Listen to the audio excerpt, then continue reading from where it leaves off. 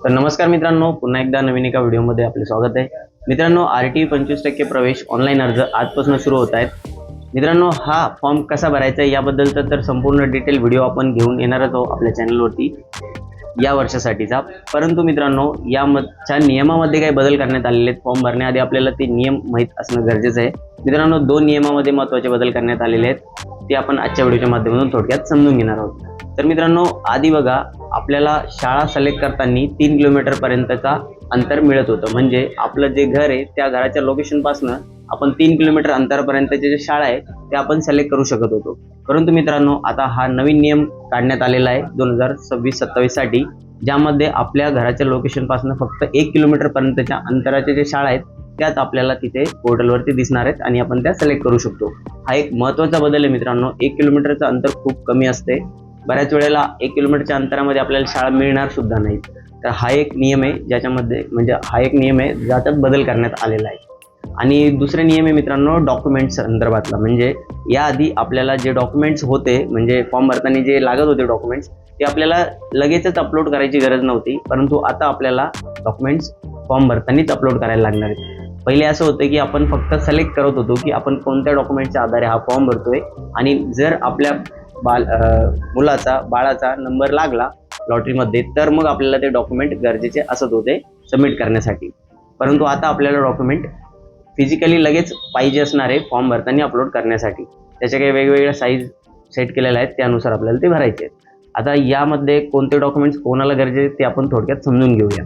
तर बघा, बालकाच्या जे पालक आहेत त्यांच्या दोघांपैकी कोणाचंही एकाचं आधार कार्ड लागणार आहे. आणि जे बालक असे आहेत ज्यांचे आईवडील हयात नाही आहे, म्हणजे वारलेले आहेत, तर त्यांचा जो कोणी सांभाळ करत असेल त्यांचा कोणाचंही एक आधार कार्ड लागणार आहे.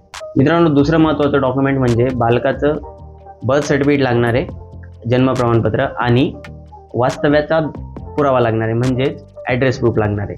हे महत्त्वाचं असणार आहे आपल्यासाठी, आपल्याला हे द्यायला लागणार आहे. आणि तिसरं महत्त्वाचं डॉक्युमेंट मित्रांनो, जर तुम्ही बाहेरून येऊन कुठं वेगळीकडे राहत असाल, म्हणजे भाडे तत्वावर राहत असाल, रेंटनी राहत असाल, तर तुम्हाला रेंट ॲग्रीमेंट लागणार आहे. परंतु मित्रांनो, आपण जे जनरली रेंट ॲग्रीमेंट बनवतो बॉन्डवर नोटरी वगैरे करून, ते रेंट ॲग्रीमेंट चालणार नाही आहे.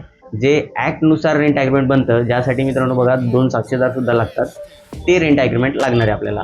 आता जर व्यवस्थित बघायचं तर काय लिहिलेलं बघा, भाडेतत्वावर राहणाऱ्या पालकांच्या बाबतीत दुय्यम निबंधक कार्यालयाचा नोंदणीकृत भाडे करारनामाची प्रत आवश्यक असणार आहे. म्हणजे सब रजिस्टर ऑफिसमधून जे रेंट ॲग्रीमेंट बनतं ॲक्टनुसार, तेच रेंट ॲग्रीमेंट इथं लागणार आहे आपल्याला. ते थोडंसं महाग पडतं मित्रांनो, आपण जे नोटरी करून रेंट ॲग्रीमेंट बनवतो त्यापेक्षा हे थोडंसं महाग पडतं. परंतु जर तुम्ही असं बाहेर राहत असाल रेंट ॲग्रीमेंटनी, आणि जर तुम्हाला तुमच्या मुलासाठी हा फॉर्म भरायचा असेल, तर तुम्हाला हे रेंट ॲग्रीमेंट करणं गरजेचं आहे. आणि जर तुम्ही सामाजिक वंचित घटकामधून येत असाल तर तुम्हाला कास्ट सर्टिफिकेट इथं गरजेचं आहे, ते लागणार आहे. आणि सोबतच जर समजा एखादा मूल अपंग वगैरे असेल तर त्याचं डिसेबिलिटीचं सर्टिफिकेटसुद्धा इथे लागणार आहे. आणि कास्ट सर्टिफिकेट आपल्याला महाराष्ट्र राज्यामध्येच बनलेलं असायला पाहिजे. ते जर बाहेरच्या राज्यातलं असेल तर ते इथे चालणार नाही आहे, म्हणजे ते मान्य राहणार नाही आहे. आणि शेवटचं महत्त्वाचं डॉक्युमेंट आहे मित्रांनो, की आर्थिक दुर्बल घटकातील बालकांच्या पाल्यांचा जे उत्पन्नाचा दाखला आहे तो 1 लाखापेक्षा कमी असायला पाहिजे, जे आपल्याला याच्या आधीसुद्धा माहिती आहे. आणि जो उत्पन्नाचा दाखला आहे तो तुम्ही आत्ताच जर बनवला फॉर्म भरण्यासाठी तर तोही सध्या चालणार नाही आहे. तर तुम्हाला 2023-24 किंवा 24-25चा उत्पन्नाचा दाखला इथे तुमच्याजवळ असायला पाहिजे फॉर्म भरतेवेळी. तर हे फॉर्म भरतेवेळी लागणारे डॉक्युमेंट आहे, जे आधी लागत नव्हते, आता आपल्याला हे लगेचच अपलोड करायचे. तर जर तुम्हाला हा ऑनलाईन फॉर्म भरायचा असेल तर तुम्ही स्वतःला जर तुम्हाला भरायचं असेल तर कसं भरू शकता, त्यासाठी आपल्या चॅनलला सबस्क्राईब करून ठेवा. आपण लवकरच यावर सुद्धा एक व्हिडिओ आणणार आहे 1-2 दिवसामध्येच. तर मित्रांनो, RT प्रवेशाबद्दल हे 2 महत्त्वाचे बदल करण्यात आलेले होते, ते आपण आजच्या व्हिडिओच्या माध्यमातून समजून घेतले. जर आपल्याला दिलेली माहिती आवडली असेल तर व्हिडिओला नक्की लाईक करा. आपल्या चॅनलवरती पहिल्यांदा झालेलं असेल तर चॅनलला नक्की सबस्क्राईब करून ठेवा. व्हिडिओ मित्रांनो नवीन माहितीसह नवीन व्हिडिओमध्ये तोपर्यंत धन्यवाद.